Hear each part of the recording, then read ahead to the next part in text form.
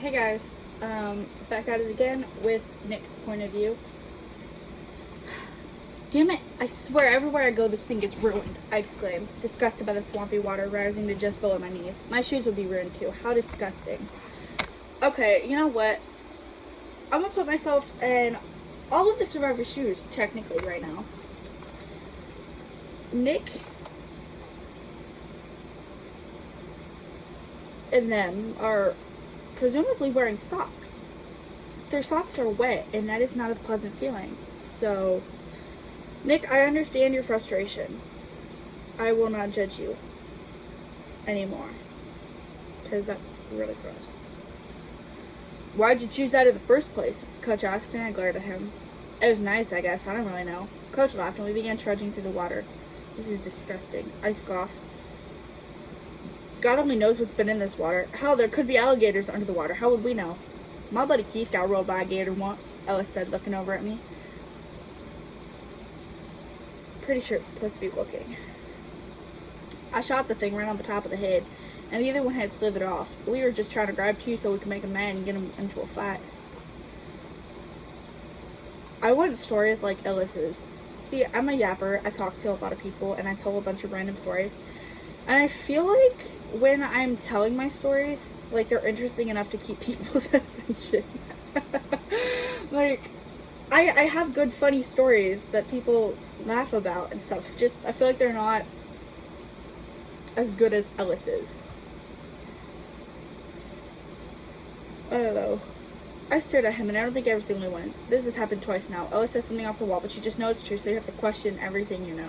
How does this kid have so much experience with life? He sounds like he's done it all, yet he's still willing to see what comes next. It makes absolutely no sense.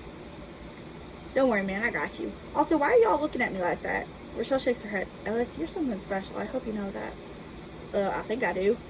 It's a good thing, Zoe adds, sharing a look with Rochelle. They're both smiling, and I wonder if there's an inside joke between them. Well, Coach shakes his head. Let's keep walking. We should probably pretend Ellis didn't just say that. He smiles. Let's go. Ellis falls into step next to me, whispering over, what'd I say? Ellis, I hate to be the one who tells you, but most normal people haven't done half the shit you and that friend of yours, Keith, have done. You've seen and done twice as many things as I have, and I'm 12 years older than you. Oh my god, 12? That's crazy. Oh, Ellis shrugs. Keith and I were just trying to have fun. Like, are you shaming me for my experiences right now? No, Ellis. No, that's not what it is. That's good, Ellis. I look over at him as we trudge through the water. Stay that way as long as you can. Growing up is a pain in the ass. He looks over at me and our eyes meet. Thanks, man. No problem. We continue trudging through the water, hoping to reach land soon. Thankfully, the water wasn't getting any higher, or I would refuse to continue. Sorry. Oh. Okay.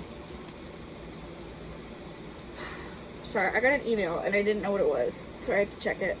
It's just Target making fun of me for ordering. I'm just kidding. No, it's not. They love me. It's my, fourth order place with them. We finally reach land, climbing up a hill and finding ourselves near a gas station. I wonder if it's got any snacks. Coach walks ahead, trying to open the door, but it's locked. Damn it. We need to find something soon. I'm starting to get a little hungry, and I'm sure I'm not the only one, Zoe says, looking down the road. Is that a town? Francis asks. I hate small southern towns. Oh, I think this is going to be a good scene. Hey, watch what you're saying, Ellis warns. When I looked over the two, Ellis actually looked quite menacing. If you didn't know him, you'd probably be terrified of him. What? There's nothing around here to do, and they're in mud. What's wrong with mud? It's dirty. So is your mouth, but we ain't complaining. Listen here, you little southern wuss. But before Francis could continue, Ellis was already on him, taking Francis's pistol and throwing it away. Then a knife was held to Francis's throat, and all of us stood motionless and in shock. I feel like Anne can be taken out. What were you saying? Ellis taunts, threatening to push the knife deeper. Francis's eyes were wide, and his hands were above his head. Was all Francis could manage, and I finally yelled, Ellis, get off of him. Ellis spits in Francis's face before climbing off of him and kicking him. Don't let me catch you saying shit like that again, or I'll kill you. Ellis kicks Francis's pistol over at him and walks back over to us.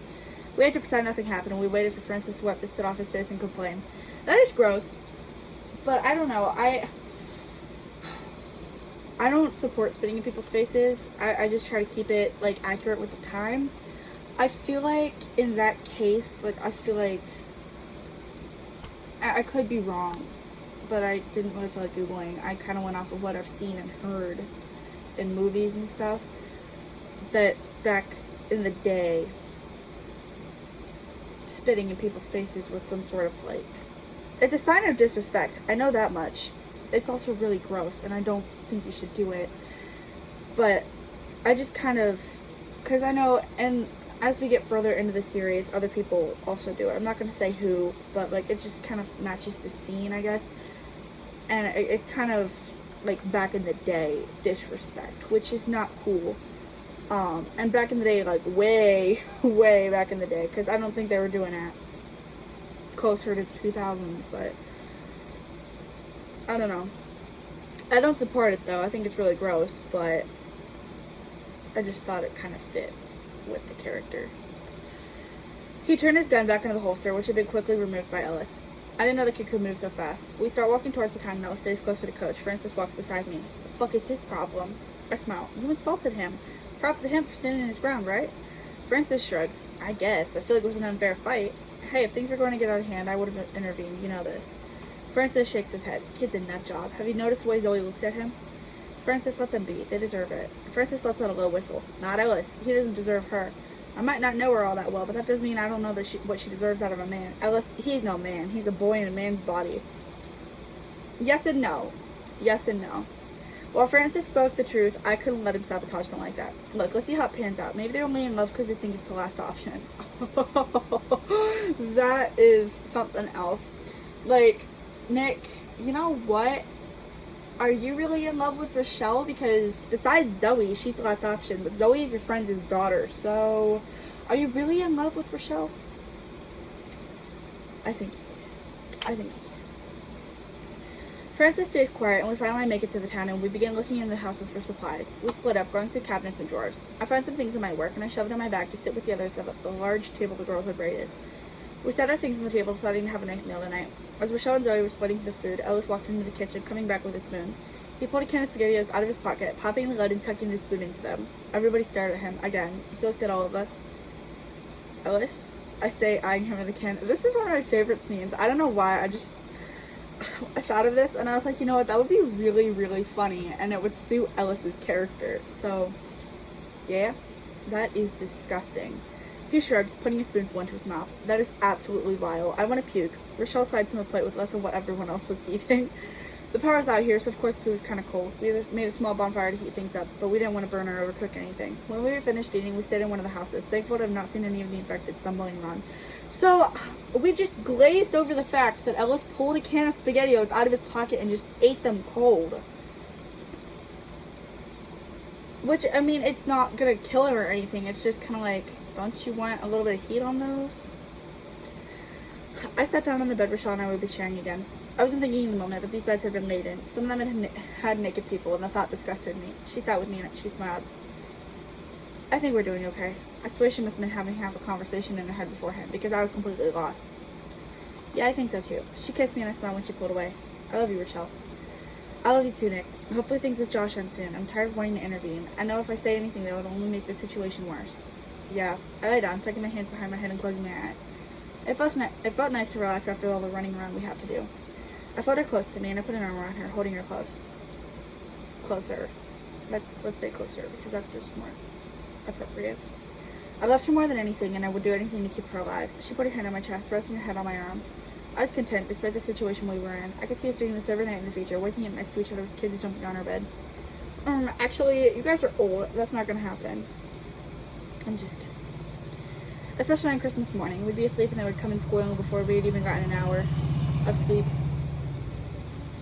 A little bit of repetition there. Like, I loved her, and I smiled as I drifted off to sleep. In the morning, we began our journey through the town, finding ourselves back in the swamps. How disgusting. Suddenly, something grabbed my leg, causing me to fall. The dirty water splashed into my face and mouth, and I was horrified. Oh my god.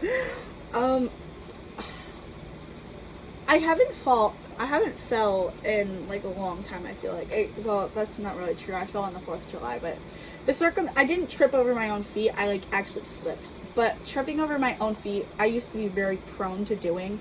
So I have had a face below ground multiple times. I would be absolutely enraged if I fell and got muddy water splashed into my mouth, because I'm kind of a germaphobe, just a little bit. It's really gross. Like, I'd spit it out, and obviously, like, God made dirt and it don't hurt, but, like, I would still be mad because nobody wants to eat dirt unless you're, like, 5. So I would also be very mad if I fell into, like, water. Because not only did it get in, like, your face and your mouth, but it also went up your nose.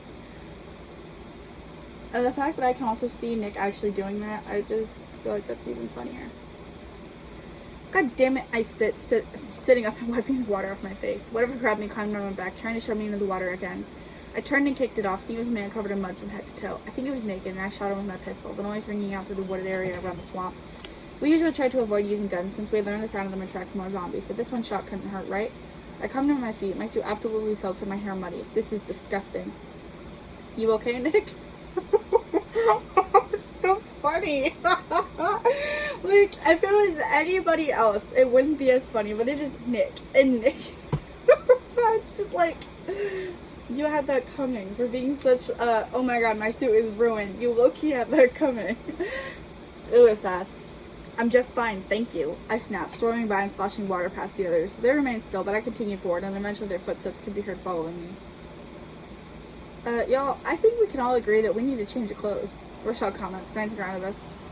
I know these things are valuable to us and they give us a connection to our pasts, but we've ruined these things. Alice looks away. I'm not changing my shirt. Not leaving it behind, at least. Or my hat. I ain't leaving my clothes behind in a shitty town. I'm not taking my vest off, Frances says. She's got good memories. Why is everything a she? Not Rochelle, Frances. Why is everything a she? Also,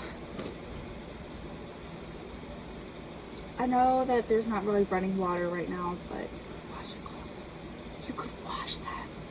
Like, there's probably a lake or something you guys have passed. It rains. Collect some rainwater. Like, use your brains. They're smooth-brained, I guess. Rochelle nods. Fine. We'll change if we want, or you can change your clothes and whatnot, and we'll see if we can get a washer working. After all, these places should hold wells, so let's see if we can find a place to shower in the next house we come across. The next house we found was a large plantation, and we had to climb scaffolding to get in. Windows had been busted out. Oh, there's no W. No capital W, I mean. Windows had been busted out, but I found the bathroom, and there was a clothes shop in a small town not too far from here.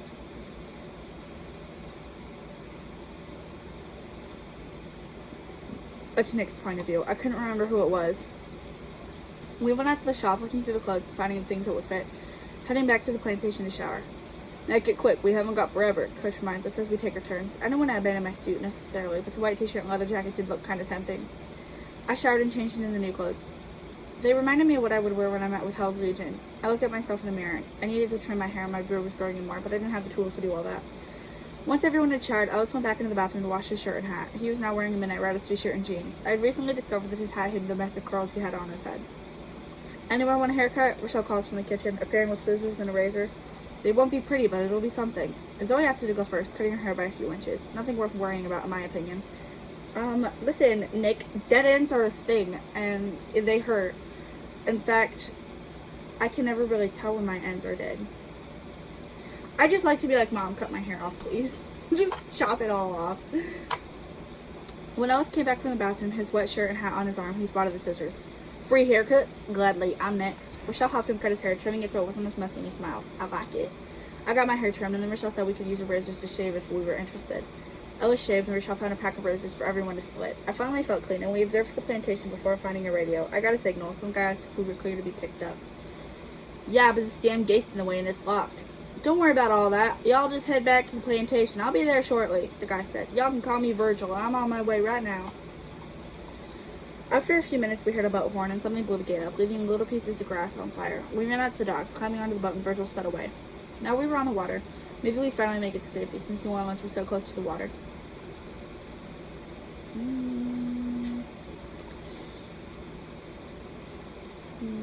Change in wording, please.